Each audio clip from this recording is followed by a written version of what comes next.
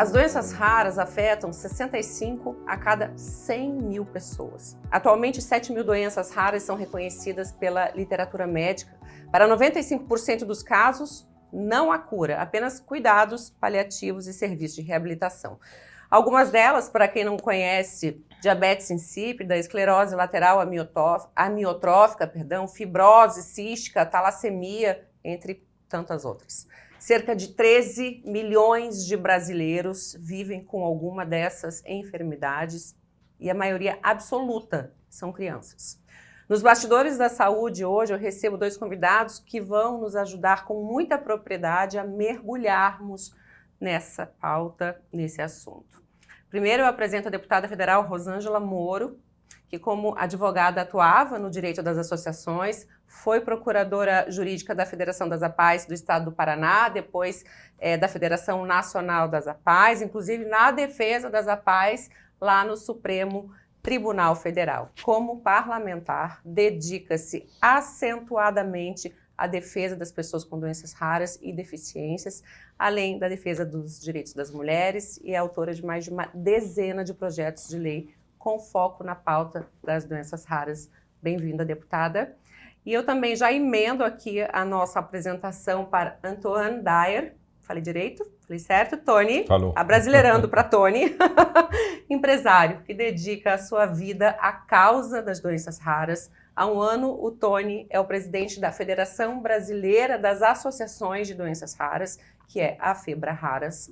Instituição com 55 federados espalhados em todos os estados do país, também é membro da Comissão de Doenças Raras do Conselho Federal de Medicina no Brasil, desde 2015, e presidente da Casa dos Raros. Então, como eu disse, 2 pessoas absolutamente capacitadas para a gente poder dar uma destrinchada em tudo isso que a gente vem ouvindo falar cada vez mais, especialmente nos últimos tempos.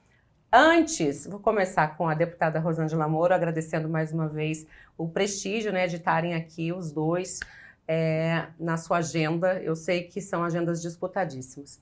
Antes, a gente gosta de um bastidor da vida de vocês e o envolvimento de vocês com essa pauta, deputada. Para mim está muito claro que a tua missão não começou agora enquanto deputada, Começou lá atrás. Então, traga para a gente, por favor, algo de extraordinário que você viveu e que ficou ali guardadinho para sempre. Bem-vindo. Obrigada, Jana. Quero primeiro agradecer o convite para estar aqui, cumprimentar o Tony. Eu tive... esse assunto me chamou e me impactou no ano de 2010, 2009, 2010, por aí. E vendo o motivo, o que me levou a estudar a fundo todo esse sistema da saúde e que principalmente deixa as pessoas com doenças raras ainda numa situação mais frágil, num primeiro momento foi a empatia. Porque eu atendi no meu escritório de advocacia uma pessoa e ela buscava ajuda para 3 crianças que eram do Rio de Janeiro que não estavam tendo acesso a um tratamento de determinada doença, que era doença rara. Esse escritório no Paraná. Meu escritório no Paraná. E ela era mãe de uma pessoa com doença rara, mas ela tinha recursos e a filha dela, ela buscou tratamento fora. E ela se sentiu na obrigação de orientar e ajudar aquelas outras 3 famílias do estado do Rio de Janeiro. Ela me procurou e ela começou a contar como que ela descobriu, como que foi feito o diagnóstico no caso da filha dela. Uhum. E a filha dela foi diagnosticada com 12 anos de idade. Então, já é um primeiro mito aí que a gente tem que encarar, que não é verdade que você já diagnostica doença rara sempre no nascimento. Essa menina foi diagnosticada com 12 anos de idade. Então, ela estudava na escola que eu estudei, e naquele momento, e quando a mãe falou assim, ela tem 12 anos, ela foi diagnosticada com 12 anos, a minha filha tinha 12 anos de idade, e para a família aquilo foi uma surpresa, porque como que a família se deu conta de que era uma doença rara, grave, com sequelas neurológicas gravíssimas? Porque a menina, a partir dos 12 anos, começou a ter dificuldade no acompanhamento da escola. Tudo começou quando a família e o grupo de professores percebeu que aquela criança, tem alguma coisa aqui que não está indo bem, porque ela não está mais conseguindo acompanhar. E a partir daquilo, foram anos até se ter o diagnóstico, e eu me coloquei no lugar daquela mãe. Eu falei, puxa vida, né?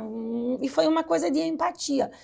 E naquela situação, e eu não gosto muito de ouvir, não dá porque não pode, ou porque não é possível. Não, tem que dar, tem que ser possível. Tem alguma coisa precisa ser feita, né? E naquele momento, daí eu tive que judicializar para as crianças do Rio de Janeiro. Aí essas famílias, aqui o Tony vai poder falar muito melhor que eu sobre isso, essas famílias se constituem em associações, elas são imantadas por alguma maneira, e nessa doença específica tinha no Brasil 55, 60 crianças. Mas nada, né, diante do universo, por isso que a gente entende como raro. Exato.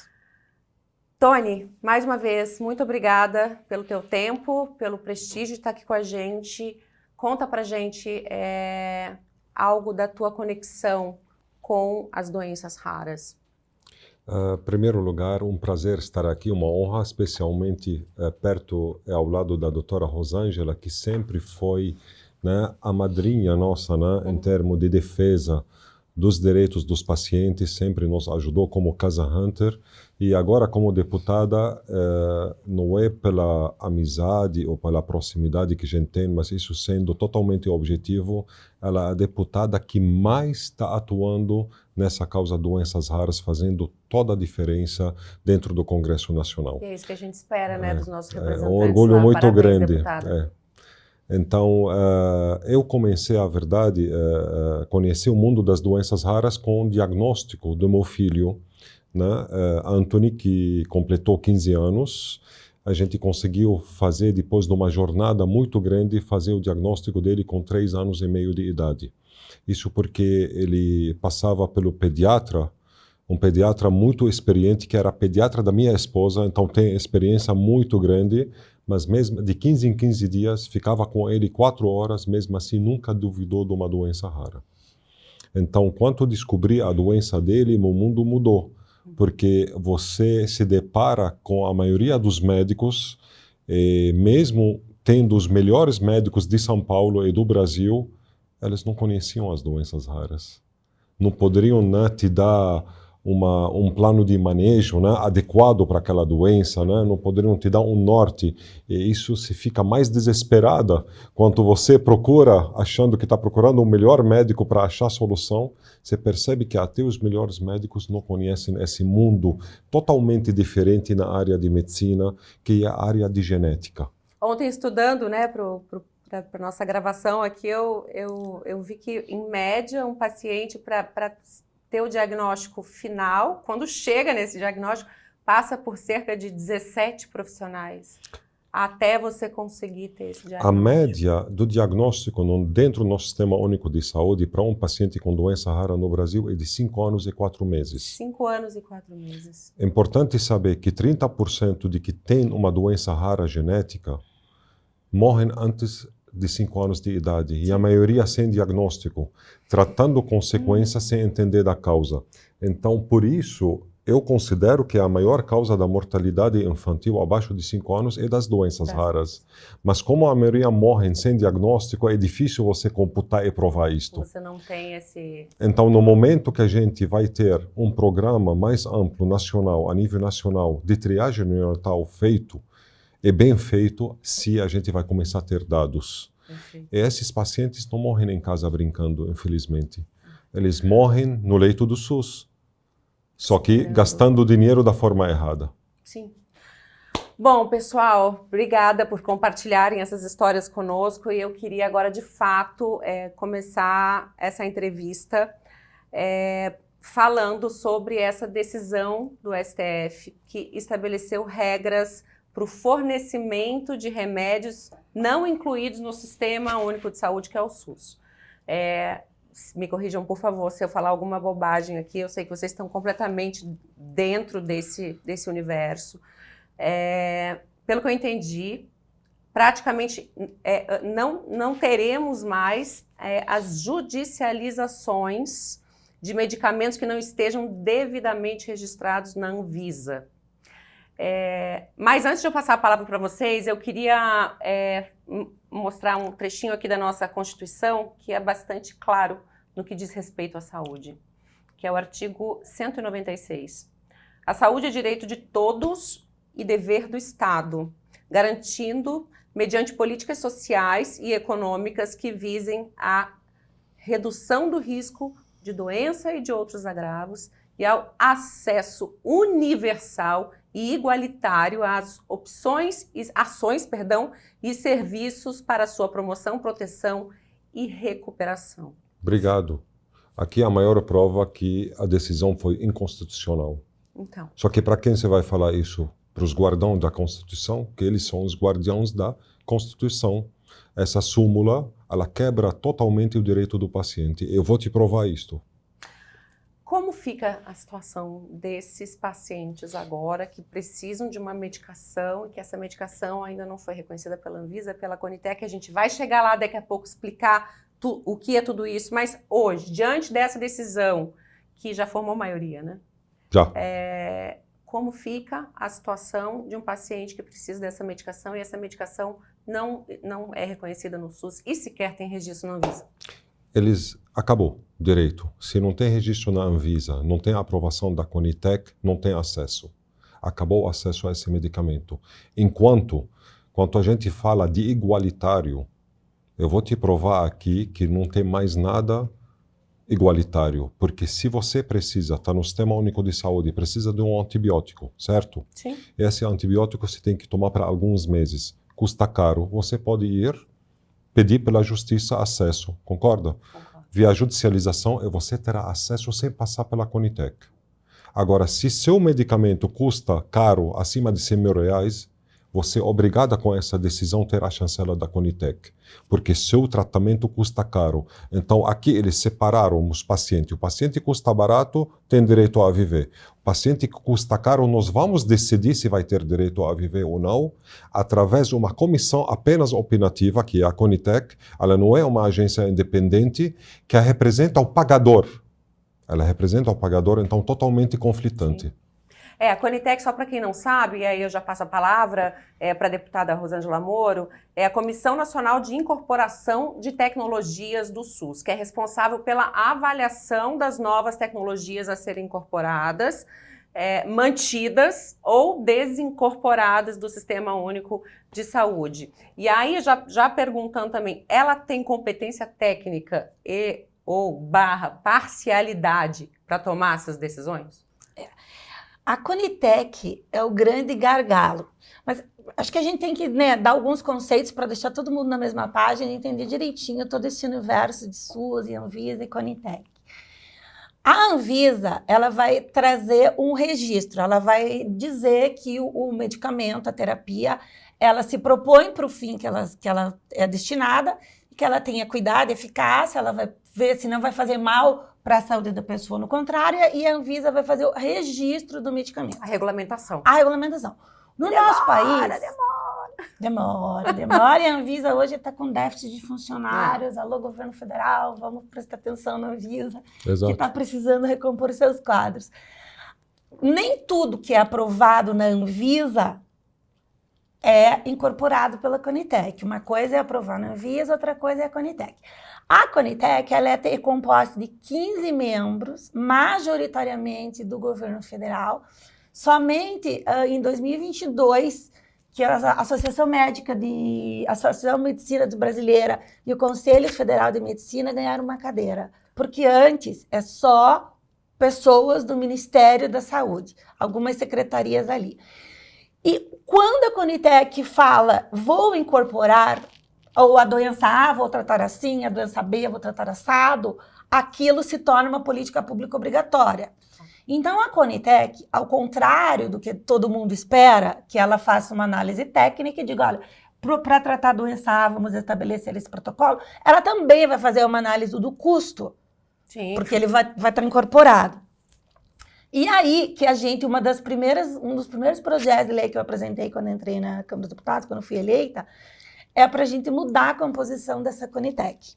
Porque a Conitec ela precisa ter uma associação especializada em cada doença que se vai tratar, uma cadeira rotativa, uma associação já nascida e constituída há mais de 2 anos, para a gente não dar brecha para alguém criar associação para ter a cadeira na Conitec, de caráter nacional, porque as associações detêm expertise, Jana, elas sabem. Muitos médicos nunca ouviram falar da doença rara, e sempre de acordo com a ciência. As associações trabalham com base na ciência, na medicina baseada em evidências.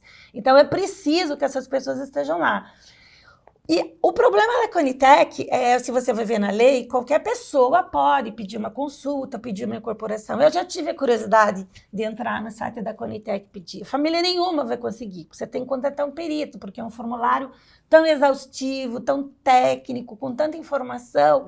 Então, as pessoas ficam muito aleijadas desta participação e são quem mais precisam.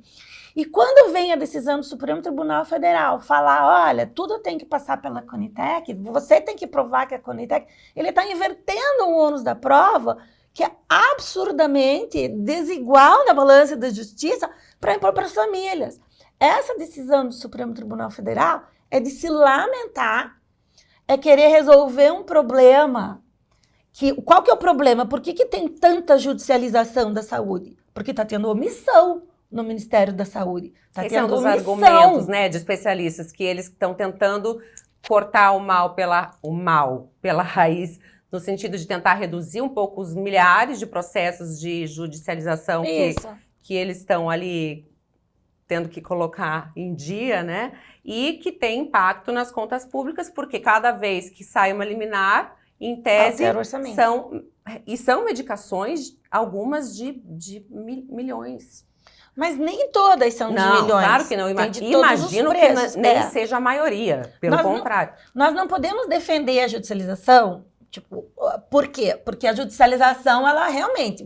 A gente precisa de um orçamento planejado, organizado. Agora, a gente tem que reconhecer que as famílias não têm outra opção a não ser a judicialização. E se o número de judicialização está tão alto a ponto do Supremo chamar para ele essa demanda, constituir uma comissão do Conselho Nacional de Justiça, encabeçar o Natjuz, é porque está tendo omissão. Mais uma vez demonstra que a Conitec, da forma como está atuando, não está satisfatória e está longe de estar. Porque às vezes você tem um medicamento de alto custo, mas você cura a vida daquela pessoa. E a Conitec só faz o cálculo do medicamento em si. Ela não faz o cálculo de que aquela pessoa vai estar incapacitada, que aquela pessoa vai, às vezes, fazer uso do hospital, vai ficar internada, vai ter mais medicamentos laterais. Você gasta de outras formas. Que a família, a mãe não vai trabalhar, que vai virar dependente do benefício assistencial. Que precisa de transporte. Que precisa... Tudo. Aliás,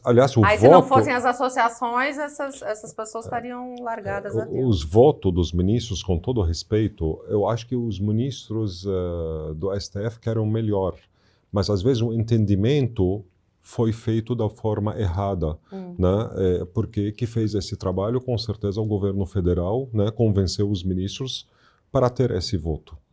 O que acontece? Esse voto ele comprova a ineficiência do sistema. Porque quando você fala, só pode judicializar aquele medicamento que praticamente está incorporado na Conitec, mas não está disponibilizado. Eu te dou exemplo. 2 anos atrás, em dezembro de 2022, por exemplo, foi incorporado o Zolgensma para AMI tipo 1, atrofia muscular espinhal. Até o momento não foi pactuado. Milhares de outros medicamentos, doenças raras, foram incorporados e demoraram mais de 2, 3, 4 anos. As pessoas estão esperando, né? Então, o que o STF fala? Esse você pode judicializar, porque tem a aceitação da Conitec. Mas a verdade, não deveria judicializar se tivesse uma gestão correta, gestão séria, transparente, eficiente. Não precisava judicializar aquilo que está incorporado. Não, e eles ainda exigem, está escrito lá, que o medicamento, no caso, os que poderiam ser judicializados, né, seja comprovado por estudos com aqueles com maior força de evidência científica, que no caso das doenças raras muito complicado. Quando você tem N pequeno de paciente, algumas doenças, você tem prevalência dela, menos de 10 pacientes no país. No nível mundial você tem 200 pacientes. Como você vai fazer esse tipo de estudo? Então, e além disto, referente a preço, você tem a CEMED. Eles não acreditam na própria agência que participa 10 ministérios da escolha de preço, onde feito a média de preço de mais de 10 países é adotado o preço mínimo no Brasil. Então, se a Anvisa, para que então existe a Anvisa? Vamos fechar a Anvisa então? Deixar só a Conitec sozinha? Então, se a Anvisa, que ela comprova a eficácia, a segurança do produto antes de registrar, tem que refazer todo o trabalho somente para barrar, ninguém está a favor de aumento ou da judicialização, nem o paciente quer isso. Alguns nem têm condição. Nem tem condição. Mas, Alguns não, mas maioria. nós somos a favor da garantia da vida. O paciente que tem doença rara, ele não tem culpa porque nasceu com doença rara genética. Ele não provocou isto. Então, precisamos realmente... a voto, se vê a voto da ministra Carmen Lúcia, foi perfeito. Foi perfeito. Que dá as garantias, que isso direito à saúde universal, dá direito para qualquer paciente ter acesso ao tratamento. Mas da forma que é feito hoje, cadê equidade?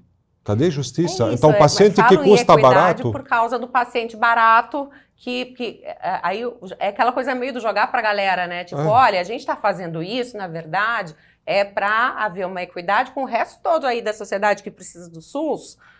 Mas como é que você vai fazer uma comparação dessas, né? Do paciente que precisa da medicação básica, ou daquela medicação acessível, que está lá na farmácia do pública também, do paciente que precisa de uma medicação que... isso não é equidade. Eles não querem enfrentar o problema. A verdade, o que está acontecendo no nosso país? A falha de gestão de todos os ministérios, de todos os ministros da saúde que chegaram lá no ministério, ninguém fez um plano correto para as doenças raras no país. A verdade é esta. Ninguém quis enfrentar. Eu te dou a maior prova. Na Casa dos Raros Porto Alegre, nós estamos atuando há 1 ano e 5 meses. 100% filantrópico, 100% gratuito, todos os pacientes atendidos. Eu não preciso atender todo mundo gratuito. Eu posso atender 40% no privado. Mas mesmo assim, estou atendendo todo mundo gratuito. Eu tenho um convênio com o Rio Grande do Sul, com o Estado. Por que quero te passar isso? Primeiro, os pacientes que a gente recebeu via convênio estavam... Numa segunda-feira, 6 pacientes estavam na fila para primeiro especialista 4 anos e 6 meses, para primeiro atendimento. Nós estamos levantando dados agora, quanto custa esse paciente que está na fila há anos para ser a primeiro atendimento. Quantas internação indevida, quantos procedimentos e cirurgia indevida tratando a consequência. A média de cada paciente de custo está em torno de 30 a 50 mil reais, sem fazer diagnóstico, sem ter plano de manejo de tratamento, porque não precisa ser tratamento medicamentoso. 95% não tem tratamento medicamentoso.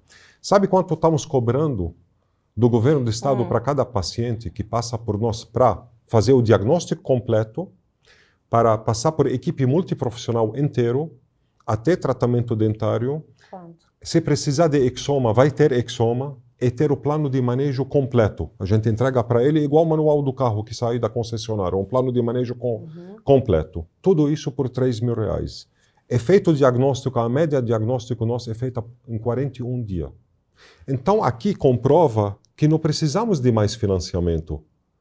Esse dinheiro, se a gente enfrenta as doenças raras, dá para economizar bilhões por ano. Dá para cobrir todas as terapias avançadas e ainda sobra dinheiro. Obrigado. E essa iniciativa vindo da Casa dos Raros, dessa equipe multidisciplinar, analisar num tempo menor, é crucial, porque a gente acelera o diagnóstico. Porque se você vai na atenção da saúde, no sistema público como ele está hoje, aqui é um privado atendendo o público gratuitamente. Sim. Mas se você vai num público que não tem essa capacitação, o diagnóstico se posterga. E as doenças são assim, vão deixando sequelas graves, então a gente tem que apressar sempre esse diagnóstico. E essa iniciativa da Casa dos Raros, quero acreditar que, inspirada no Day Hunter aqui de São Paulo, atende com essa equipe multidisciplinar e é um passo, sim, a minimizar, se não solucionar. Solucionar o problema dessas pessoas. Outro aspecto importante, Jana, que a gente tem que lembrar aqui, é o teste do pezinho.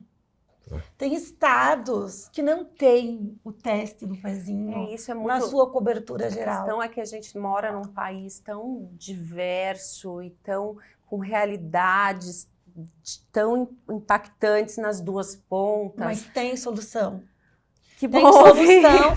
Eu já convoquei, como deputada federal, eu já convoquei a ministra da Saúde umas 3 vezes para explicar qual que é o plano dela implementar o teste do pezinho ampliado.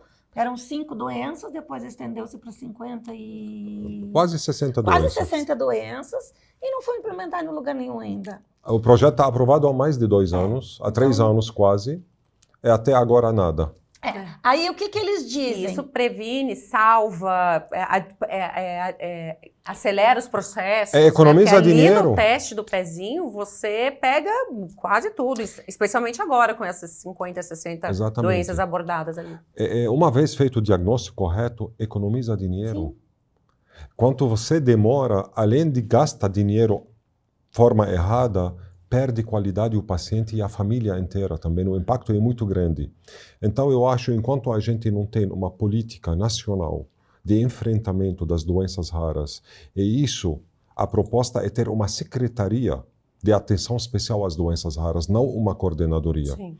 Uma secretaria para ter um plano nacional com orçamento. E depois que a gente ter orçamento e a gente coloca a mão na massa, depois a gente vê se precisamos de mais financiamento. Sim. Lembrando que o Banco Mundial fez já o estudo no Brasil e constatou que 30% do dinheiro destinado à saúde vai para o ralo. Então, de 140 bi quase por ano, 40 bi é jogado fora. O problema do SUS não é as doenças raras. A incompetência desses gestores que a gente tem, que um vem atrás do outro, fazem política deles, não fazem política social, não fazem política justa, infelizmente. E podem usar mais das entidades. Claro. Por exemplo, São Paulo... Fazer parcerias. São Paulo, o Instituto Jô Clemente, ele faz a análise, ele recebe o filtro, tá? Esse pezinho é um filtro, que pode mandar pelo correio, ele recebe esse filtro e faz a análise. Quero acreditar que para grande parte do estado de São Paulo inteiro. Exato. Paraná tem a FEP, que faz também para todo o Paraná. Santa Catarina não tem. E o que Santa Catarina faz? Não faz o teste do pezinho? Absolutamente não. Ela envia o material para a FEP. Então, os outros estados, o Ministério da Saúde tem obrigação de mapear quem não precisa construir um novo centro, gastar com equipamento, contratar parentela e gastar mais dinheiro público para isso.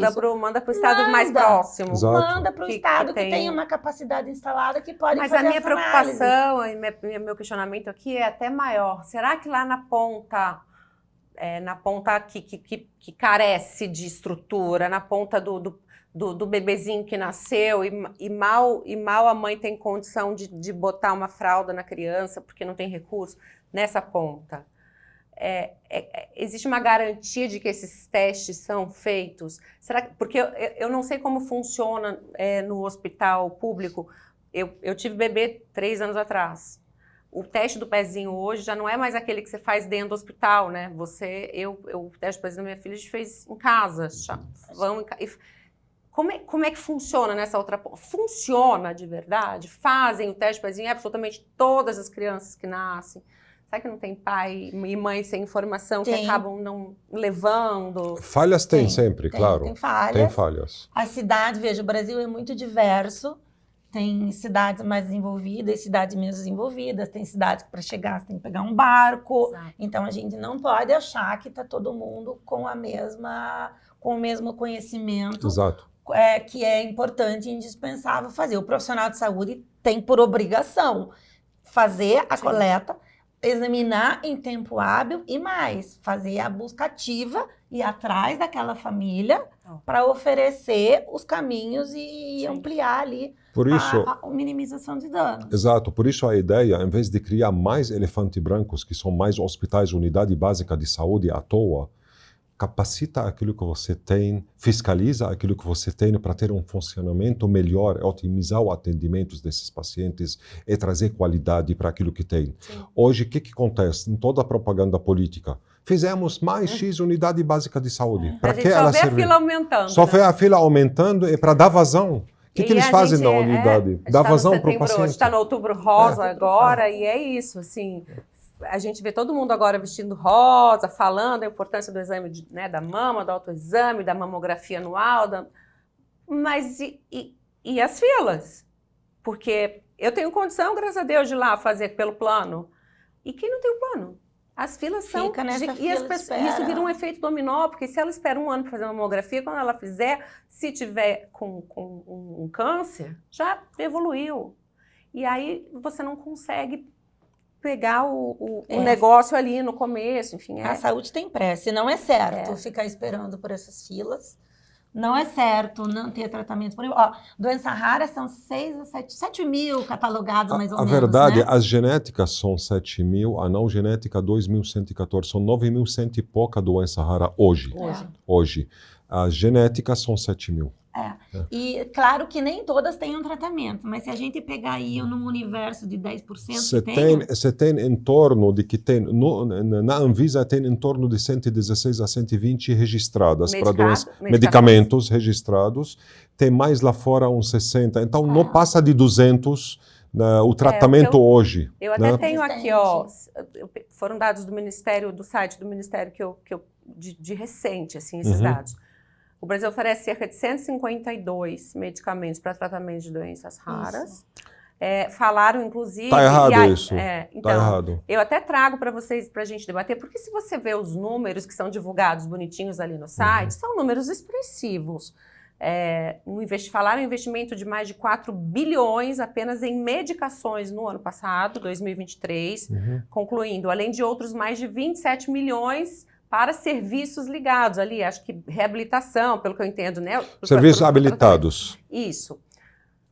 São números, você vê muito dinheiro. 27 milhões ali, 4 bilhões acolá, é muito dinheiro. Só que a gente segue com as judicializações, com a desinformação, com a falta de diagnóstico. E aí a gente entra de novo na questão da gestão. E a questão da Conitec, porque todos esses não estão disponíveis na Conitec. Não estão. Aliás, não são 152, porque tem como chamar a doença que a PAI trata, eu esqueci o nome, Down, síndrome de Down. Se você entra no Ministério da Saúde, você vê que síndrome de Down é considerado doença rara pelo Ministério da Saúde. É considerado? Ela não é rara, mas o Ministério da Saúde considera ela como doença rara dentro do pacote. Então, eu tenho minhas dúvidas, eu acredito que a gente não passa de 120, tá, medicamento para o registro, mas que seja 150, não é nada dentro do universo de 7, 8 mil doenças raras que nós temos. Agora, referente ao investimento, 4 bi, o mesmo Ministério da Saúde que está reclamando de 4 bi para as doenças raras, se ele tem uma política de incorporação certa, ia diminuir esse custo. Além disto, o 4 bi, se ele passou no programa de capacitação da atenção primária, ele destinou 4,5 bi. 4,5 bi. Tá. Se ele destinou 4,5 bi, cadê o resultado da capacitação? Porque a atenção primária até agora não consegue fazer essa separação do joio de trigo, não consegue fazer o diagnóstico. Deputada, a gente tem um mapeamento de onde estão esses casos, ou, enfim, aonde estão, né? O Brasil é tão imenso, mas existe isso, assim, estado tal, tem tantos, para que a gente fizesse chegar o tratamento nessas pessoas de forma mais rápida e imediata. Existe essa... Na verdade, é uma ferramenta que eu imagino seja básica, né? Sim, não. É uma outra luta também, a gente precisa fazer como se fosse um censo dessas pessoas, o Ministério da Saúde não tem essa informação. A gente sabe, através das associações, né, quantos dessa doença, quantos, da outra doença, quantos. Há algumas doenças que têm, sim, uma prevalência regional. No Nordeste tem a doença de Fabry, porque teriam, assim, por questão de consanguinidade. Casamento consanguíneo favorece. Consanguíneo que favoreceu. Doença de Gaucher. As doenças lisossômicas, em geral, têm mais prevalência norte e nordeste. Mas o Ministério da Saúde, ele não tem a informação de quantas pessoas têm doença A, doença B. O Ministério da Saúde, não, ele tem informação de quantos exames a pessoa tem, mas ele não sabe dizer o porquê fez, a continuidade. Então, é um trabalho que é preciso ser feito. Deveria ser feito o censo, como a deputada citou aqui, o censo pelo menos daquelas doenças que têm medicamento registrado na Anvisa. Começa por isso. Ou aquelas que são aprovadas para teste do pezinho, a 60 doenças. Pelo menos ele vai ter incidência, impacto, ele vai calcular quanto ele vai gastar próximos anos. Esse número a gente não tem. Não tem. Ele vai ter previsibilidade certa. A gente tem na Casa dos Raros... Mas você não sabe direito onde você está botando esses 4 bi, né? Nós temos banco de dados para muitas doenças, né? Você me fala são 100%, eu te falo eles chegam a ser 80%, 90%, porque a gente tem diagnosticado durante anos, né, esses pacientes e acompanhamos via os médicos e centros de referência no país. Mas tem muita gente subdiagnosticada no país. Então, para você ter ideia correta, tem que fazer o censo. Eu sempre acho importante a gente repetir aqui, né, gente? No Brasil, a estimativa é de quase 10 milhões de crianças. A grande maioria das doenças raras se manifesta ainda na infância, né? E Tony já trouxe essa informação também. Cerca de 30% dessas crianças morrem antes dos 5 anos de idade, muitas ainda esperando por um diagnóstico, ou seja, sem a medicação. Exatamente. Sem o acesso à medicação. E aí, essas famílias, elas ficam o quê? No paliativo. No paliativo. Né? Ali numa reabilitação. E aí às vezes nem isso. Nem isso. Na fila. Para o paliativo. Infelizmente, no hospital público, esperando, eu posso te contar aqui o que acontece, na realidade. Qualquer paciente que tem suspeita de doenças raras, ele entra numa fila. Tá. Essa fila é o mínimo de 1 ano e meio a 2 anos para ser atendido. Isso eu estou sendo otimista. Tem uns que ficam 5 anos. A média, 1 ano e meio a 2. Ele chega na geneticista, tá? Vamos dizer, teve sorte que chegou numa geneticista. A geneticista, ela não consegue ficar com esse paciente no hospital público mais que 2 horas, porque ele tem outros. Claro. E 2 horas é pouco com esses pacientes. Entender toda a história para poder diagnosticar é um desafio. Ela vai pedir série de exames para serem feitos, né? É para depois ele voltar para ela fazer o diagnóstico. Vai agendar os exames. A nossa superintendente na Casa dos Raros, ela é geneticista do HCPA. Um paciente chega até ela, ela vai remarcar o retorno para poder ter certeza que ele tem e fazer o diagnóstico. O mínimo, 1 ano depois, o retorno. Então, ele esperou 2 anos, mas 1 ano depois, se ele teve sorte, se tem sorte, em 3 anos ele faz diagnóstico. A AMI mata antes de 2 anos de idade, por exemplo. Então, nós estamos numa situação lamentável. E no que diz respeito, deputada, à estrutura de reabilitação? Aí vamos sair um pouco da parte de medicação, entrar em estrutura de reabilitação, né? Para que o prognóstico seja um pouco melhor, né, da vida dessas crianças. Vamos botar aqui no recorte das crianças. Qual é a realidade hoje do Brasil em relação à reabilitação? Não é igualmente sofrida, porque o Sistema Único, aí ele se vale na reabilitação do campo da assistência social. E ele se vale das entidades também, e ele remunera muito mal o atendimento dessas entidades. Então, a conta igualmente não fecha. Eu queria voltar um pouquinho, Jana, porque essa capacitação da atenção básica da saúde é de extrema importância. O Ministério da Saúde tem que capacitar cada vez mais os profissionais da porta de entrada da saúde. E ele pode ter um instrumento legal se valendo de entidades tipo as aqui que o Tony representa e todas as integrantes da FEBRARAS e tal. É importante ter nos cursos, qualquer curso de saúde, os técnicos e até a Universidade de Medicina precisa ter uma cadeira que fale de doença rara. Precisa ter. O MEC tem que entender e quebrar essa resistência de mudar o curso de medicina. Precisa ter. Ah, mas não vamos estudar 7.000 doenças raras na faculdade. Obviamente que não. Mas essa linha geral, o fato de saber que existe uma doença rara é importante. Precisamos pensar e incentivar a carreira dos geneticistas. Exato. Quantos geneticistas você acha que a gente tem no país? Eu, por exemplo, conheço muitos médicos, inclusive sou filha de médico, então por isso, né? Sim. Mas eu não conheço nenhum geneticista. 400, não 340. 400. Não tem um por município. Olha, não tem um por município. E a maioria é sul-sudeste.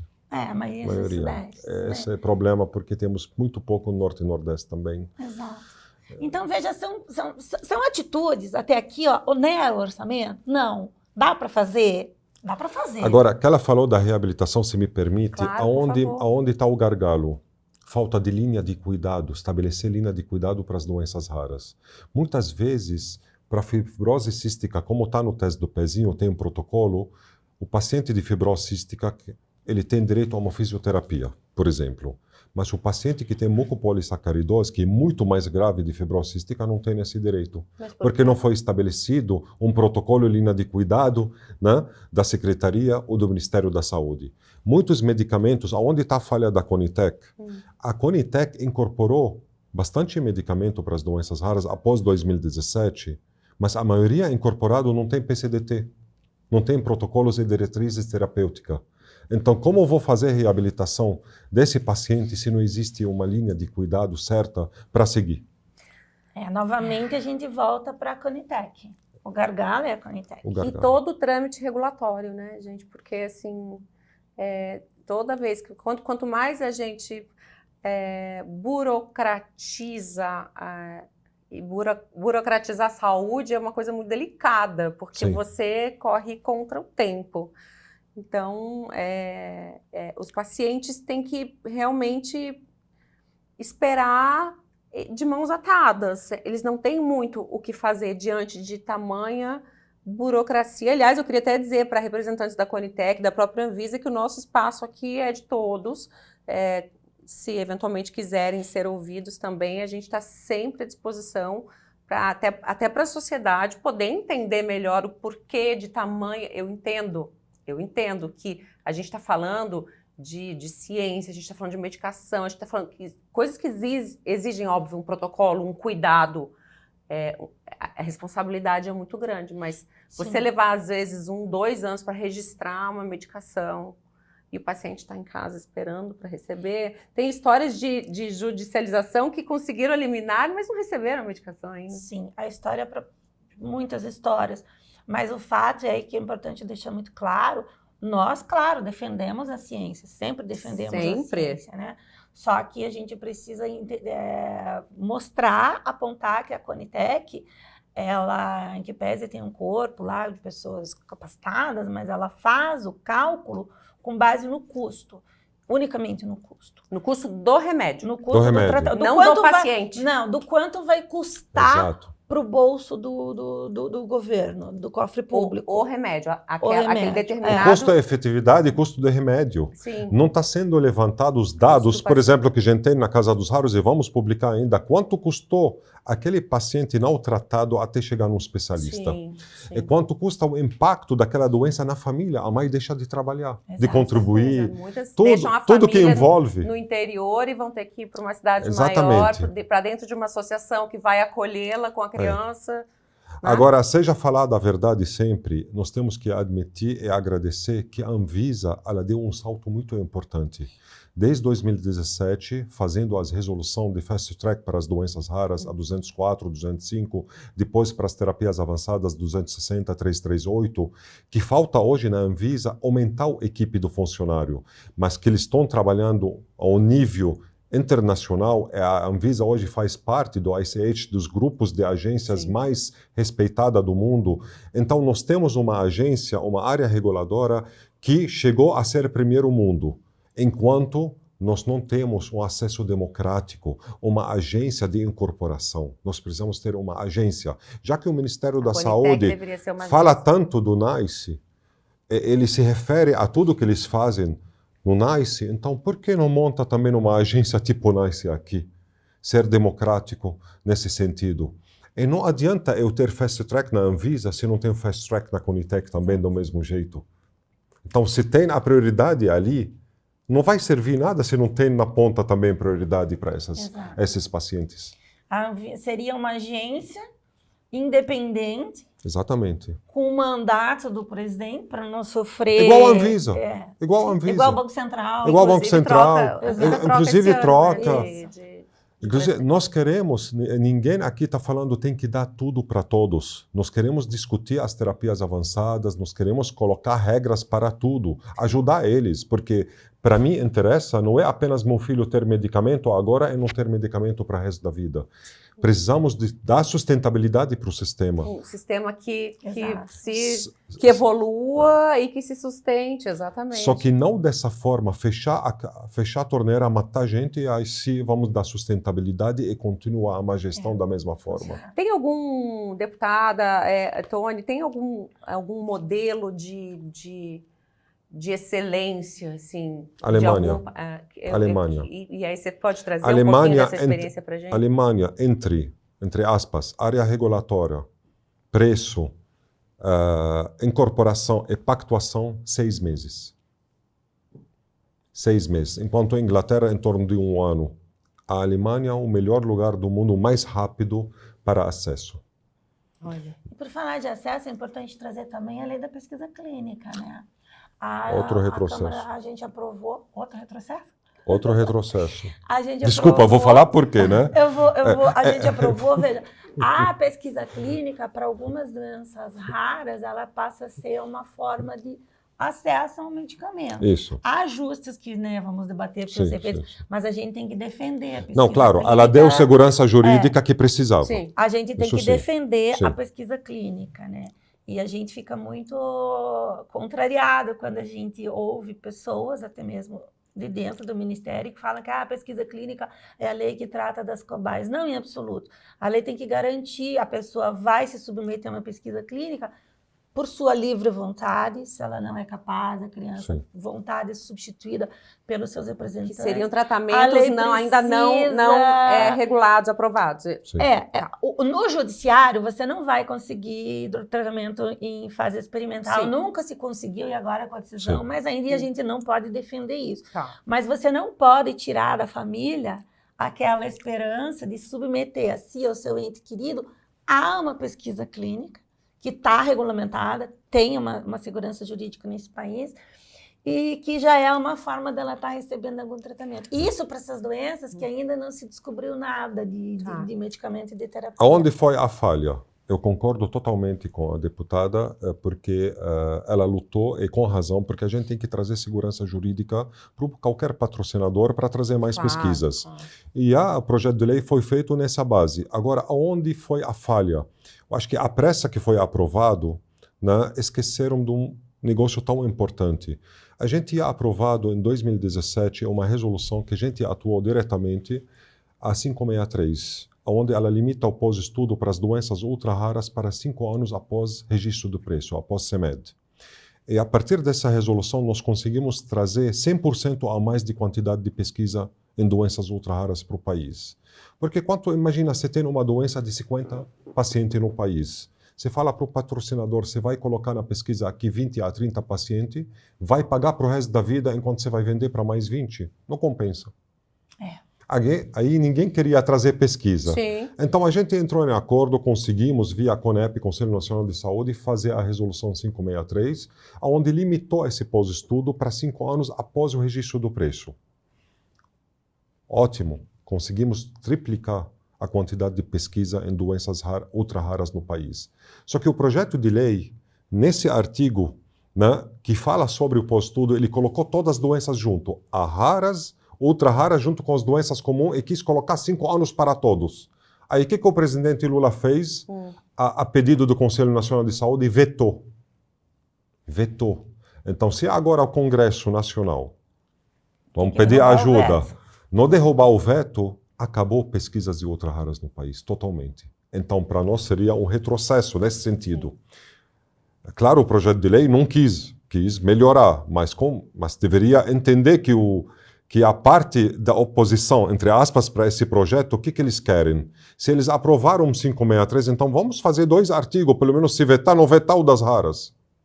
Né? Veta das doenças comuns para a gente manter pelo menos uma segurança para as raras e ultra-raras. Então, nesse sentido que eu falo, houve um retrocesso e a gente não conseguiu. Mas eu acho que vamos conseguir. O processo legislativo é curioso, porque ele começa com uma redação, aí, né, termina na outra. E termina em outra redação, mas Exato. a gente precisa realmente trabalhar para derrubar esse veto e fazer essa distinção, para que o patrocinador tenha um marco temporal definido. Porque isso faz parte do cálculo do investimento dele. Exatamente. Caminhando para o fim, eu queria perguntar para vocês o seguinte: você falou em 120 medicações hoje aprovadas, o Ministério fala em 150 e alguma coisa. Hoje, o paciente com a doença diagnosticada, o acesso dele à medicação é uma coisa tranquila também? Ele vai lá com a sua receita do seu especialista na farmácia, que é como que é a farmácia?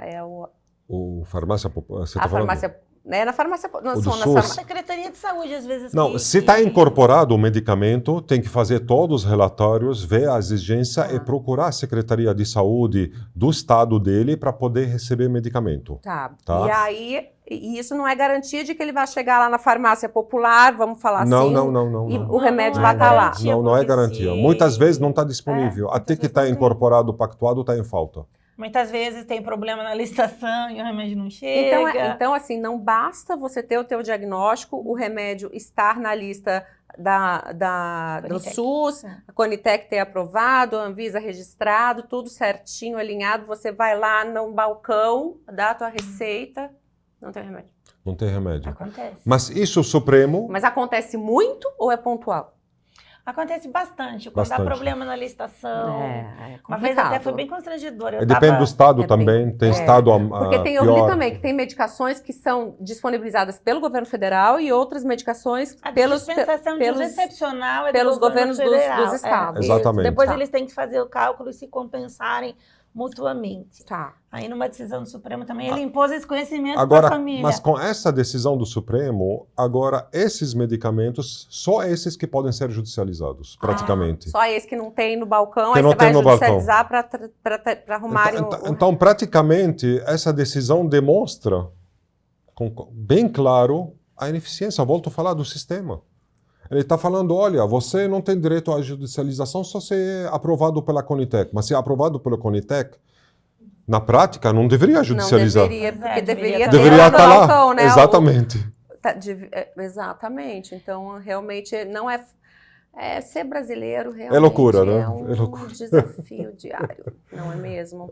Qual é o teu sonho, deputada, chegando lá no fim do teu mandato, em relação a essa pauta? Assim, o que te move todos os dias em relação a isso? A gente tem que buscar o objetivo final, que é melhorar a saúde das pessoas, sabe?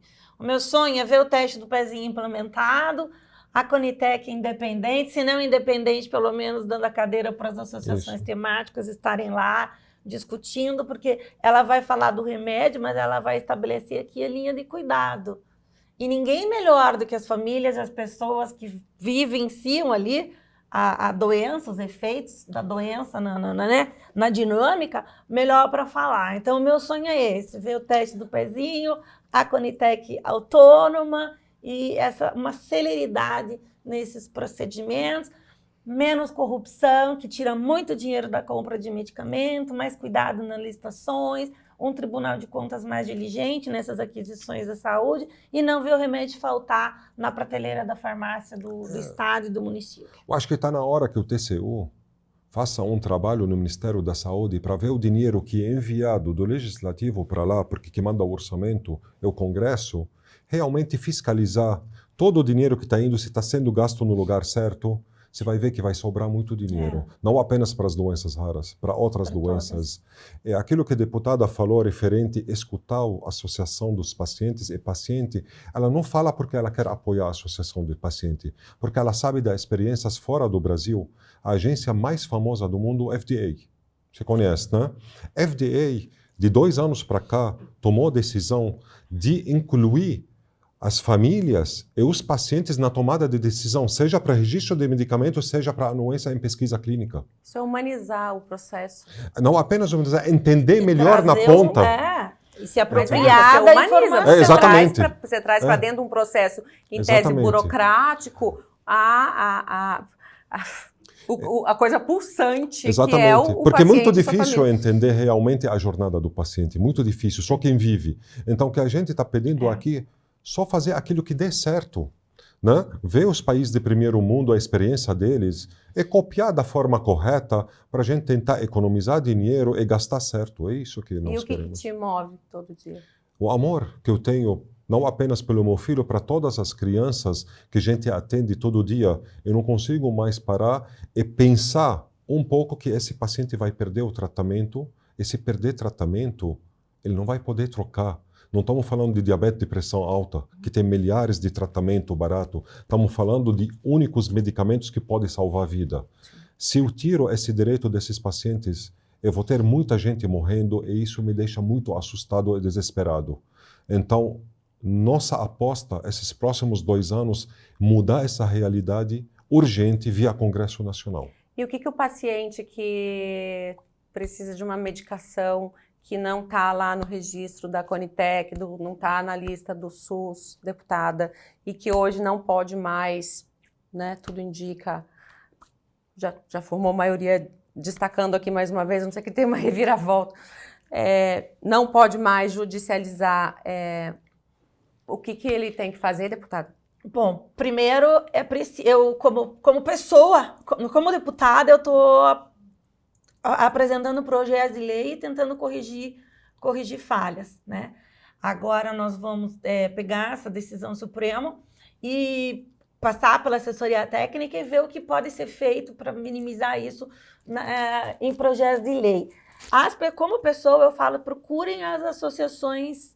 O primeiro caminho, né, é você procurar as associações. Isso se você está com o teu diagnóstico. Agora, é claro, ninguém quer aqui incentivar ninguém a judicializar. Agora, se a decisão do Supremo foi essa e lamenta-se, há também um outro artigo da Constituição que diz que a ninguém pode ser retirado o direito de ação.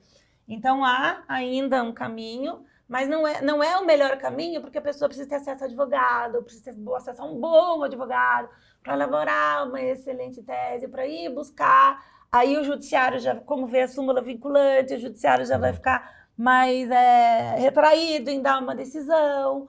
Aí vem mais incidentes processuais, então não é o caminho. Não basta o processo regulatório, se você tem que passar pelo processo judiciário também, realmente. O advogado tem que estudar ATS também daqui a pouco, porque como ele vai contrapor contra a Conitec? E a Conitec erra muitas vezes, né? Às vezes ela acerta, às vezes ela erra. Então, como você vai comprovar esse erro da Conitec? Então, vai judicializar em cima da Conitec daqui a pouco. Vai aumentar ainda a judicialização, porque eu vou daí contestar o laudo da Conitec. Então, eu vou ter aqui um perito. Olha a onerosidade.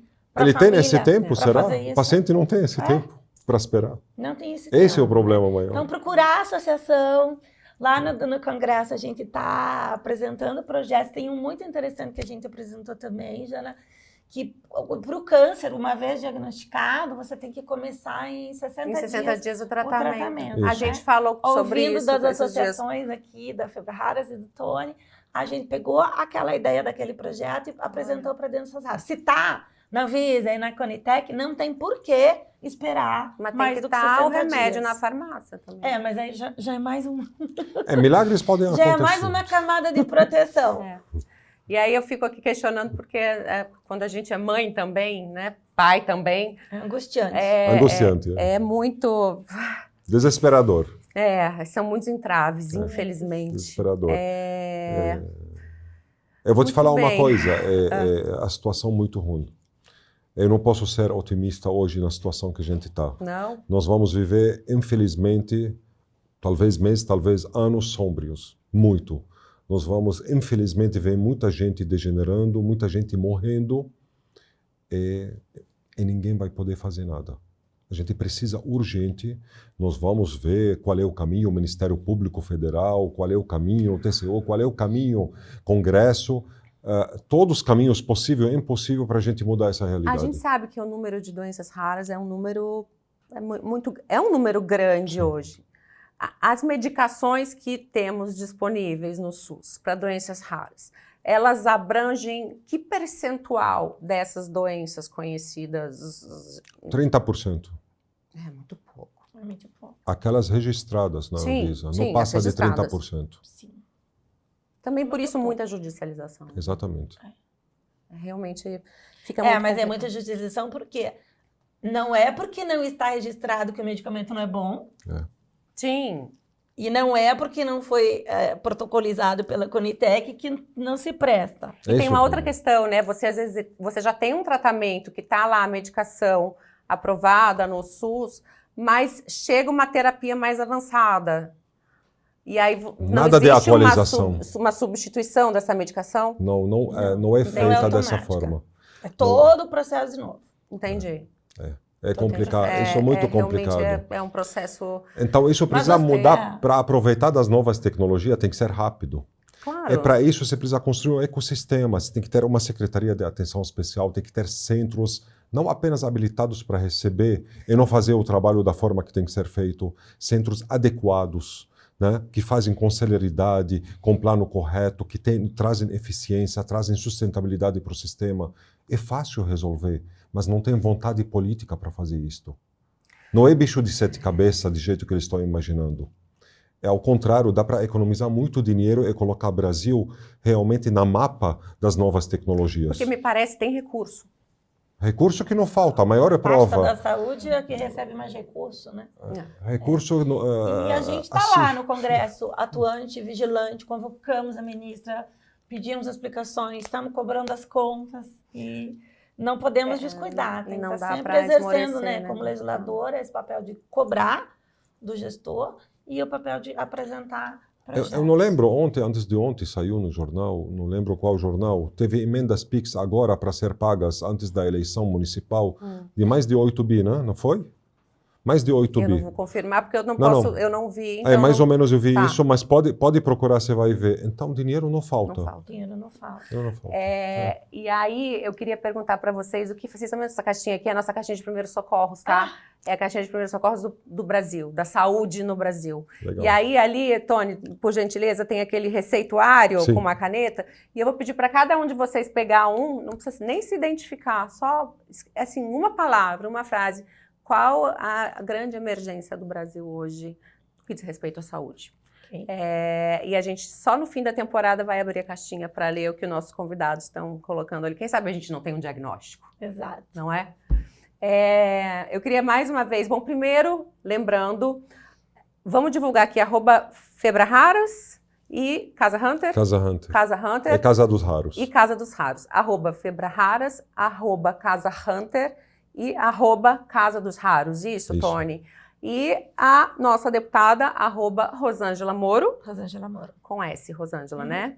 E também tem o site da deputada com todas as informações, os projetos de lei que estão sendo...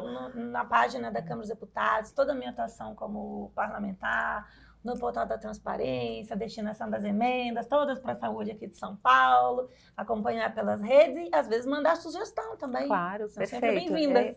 É isso, especialmente quem votou, né? Tem que chegar lá e conversar com o seu representante. Exatamente. Lá no Congresso. Aqui o voto valeu muito. Para cada cidadão de verdade. A gente tem que clonar a deputada, né? Para ter vários que realmente honram no voto e trabalham 24 horas em prol da causa. Dá para ver um brilhinho no olhar mesmo. Não, de quem está Ela faz com muito amor. Faz com ver. muito amor. Isso é muito legal. Não tem nada melhor do que brilho no olhar. Exato. Você vê que seu trabalho causa brilho no olhar da outra pessoa, da Exato. família. Esse é o verdadeiro pagamento. É verdade, deputada. E eu queria mais uma vez agradecer o tempo de vocês, a agenda, a disponibilidade para a gente que está começando um projeto. Faz muita diferença ter pessoas de tanta relevância aqui conosco e que têm profundo conhecimento da causa. E dizer que o espaço é sempre aberto para vocês, para o que vocês precisarem, tá bom? Muito obrigado. Muito obrigada mais uma vez. E, por Uma favor, a receita honra. de vocês na caixinha. Obrigada. Obrigada. Muito obrigada mesmo.